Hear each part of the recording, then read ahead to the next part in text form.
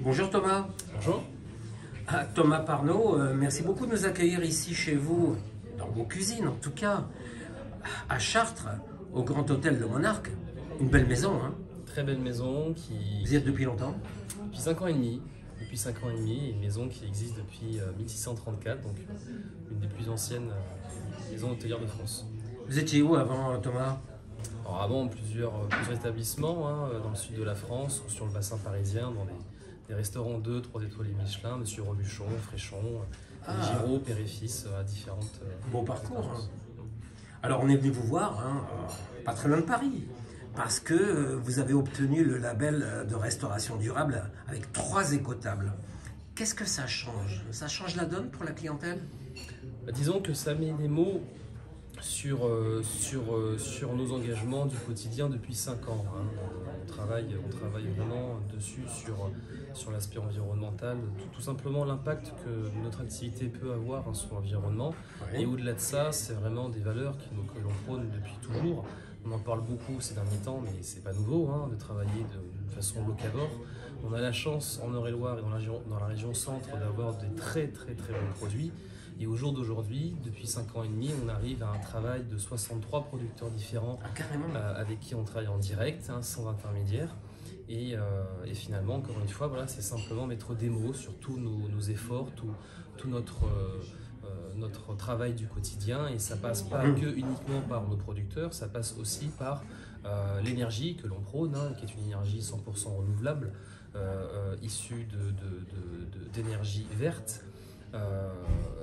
Notre impact en termes de déchets, également, l'optimisation, la mise en place des composteurs, le bien-être aussi de nos collaborateurs qui est très important dans la gestion des heures de travail, Très etc. impliqué alors. C'est vraiment très global comme aspect. Alors, je me dis, tiens, son amour des céréales le pousse à en mettre à toutes les sauces. C'est vrai qu'il y en a un peu pas mal des céréales dans votre carte, hein? On est en Beauce. Donc peut-être un peu cliché de dire qu'il n'y a que des céréales, il n'y a pas que ça, on n'a pas que des céréales, mais effectivement ça fait partie des produits prépondérants dans notre région. Donc il est évident de dire que, en plus étant amoureux du pain et du bon pain, il aurait été inimaginable de ne pas travailler les céréales, que ce soit dans des compositions salées ou sucrées, ou bien, comme on l'a fait, créer notre propre pain signature avec Alexandre Viron. Et alors, vous êtes tellement amoureux du pain que vous en avez créé un vous-même, chef. Racontez-nous. C'est ça. Comment il s'appelle? Alors, c'est du Corazan. On est sur un pain typé un peu campagne, un peu fermentin, sur un levain naturel. Et on utilise 2 variétés de blé des plus anciennes, le rouge du Roc et le Corazan, qui sont déjà naturellement pauvres en gluten, mais qui sont vraiment excellents. Et ça nous donne vraiment de très belles farines. Et encore une fois, avec un beau levain naturel que l'on réalise avec Alexandre Viron, on a fait beaucoup d'essais dessus pour arriver au résultat qu'on connaît aujourd'hui. Et ce qu'on dit beaucoup avec Alexandre, c'est que le pain est vivant. Au-delà de la recette, du pesage ou du levain en question utilisé ou de la farine en question utilisée, en l'occurrence 2 variétés différentes, il y a l'intention que l'on va mettre dans le façonnage, dans le pressage, etc. Donc, tout ça rentre en compte. Et vous le servez qu'au gastronomique, au Georges? Oui, tout à fait. Au bistrot, non? Alors, on n'a pas le droit. Sur le bistrot, c'est un pain que j'ai créé pour le Georges, par rapport au plat aussi que j'utilise. On a un autre pain que l'on sert au Georges et sur les autres pôles de restauration, qui est tout simplement la rétro d'or, cette belle baguette de tradition française, qui est pour moi un indémodable et un indispensable quand on vient dans un restaurant. D'accord. Chef, on ne pouvait pas venir ici sans parler ensemble du pâté de Chartres. Pâté de Chartres. Il est comment le vôtre? Alors, la recette, l'une des recettes originelles, puisqu'à la base c'est un pâté de pluvier, où on pouvait dire également un pâté de mauviette, voilà, c'est vraiment des petits gibiers. Au jour d'aujourd'hui, là on est sur un pâté 100% gibier, toujours 3 plumes. En ce moment on est entre le faisan, la perdrix, le colvert et le perdreau. Voilà, on oscille un petit peu en fonction de ça, en fonction des chasses. La nuance, on a ce cœur de foie gras, on a évidemment l'estragon qui revient un petit peu dans cette gelée claire de veau ou de volaille qu'on utilise. Évidemment, cette belle pâte pour envelopper et cuire ce pâté. La nuance, c'est que, étant de Martinique, un natif de Martinique, d'un papa militaire, on utilise tous nos épices qui proviennent de cette île, de la Martinique. Ce sont des micro-productions.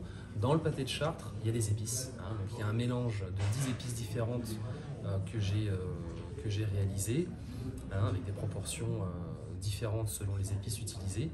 Et tous ces épices-là nous proviennent de la Martinique, transportées à la voile par le tresson de Bresse. Et c'est ce qui fait le pâté de Chartres qu'on connaît le jour d'aujourd'hui. D'accord. Alors dans le même esprit, on nous dit que vous voulez remettre au goût du jour le pitivier. Et c'est un peu perdu comme recette, ça. Le pitivier, il y a différentes écoles. À la base, le pitivier, on est sur un gâteau avec un glaçage et pâte d'amande. Il y a des versions salées qui existent, un type tourte de gibier. Donc là, on est plus dans cet état d'esprit-là, dans cet esprit tourte de gibier. Ça fait déjà 3 ans que je travaille dans le même état d'esprit que j'ai depuis 5 ans et demi que j'ai repris les cuisines du Georges, de proposer une cuisine qui soit le plus possible en adéquation par rapport au lieu dans lequel je suis. On est dans une maison séculaire qui existe depuis 1634, l'une des plus anciennes du Michelin, donc il y a des choses qui ont beaucoup de sens, et donc de proposer une cuisine qui soit encore une fois en adéquation dans le lieu dans lequel je suis, classique, moderne. Le pitivier, la tourte chaude de gibier, fait partie intégrante de ce patrimoine gastronomique local et qui est totalement nécessaire et complètement fondé de proposer à nos convives. En ce moment, on est sur du colvert de Sologne, du foie gras du Perche, les poires tapées, la reine de Touraine qui nous vient de Tours. Donc vraiment sur un plat 100% local avec évidemment les farines de Beauce pour le feuilletage. Donc voilà. Ok chef, alors dites-moi, apparemment c'est un petit peu fébrile dans les cuisines parce que vous vous apprêtez à recevoir Emmanuel Renaud pour réaliser ensemble le menu de la Polée des Vins de Loire. C'est le 40e édition. La 40e édition, donc c'est important, non? 40e édition de la Polée, chaque Polée est importante. On a eu la chance, depuis que je suis là, d'accueillir M. Guénir, qui était pour moi la première Polée, qui était fantastique. Après, on a malheureusement connu l'épisode Covid qui nous a un peu freiné dans notre élan. On a eu la chance d'accueillir, depuis que je suis là également, Monsieur Nasty. L'an dernier, c'était Christophe.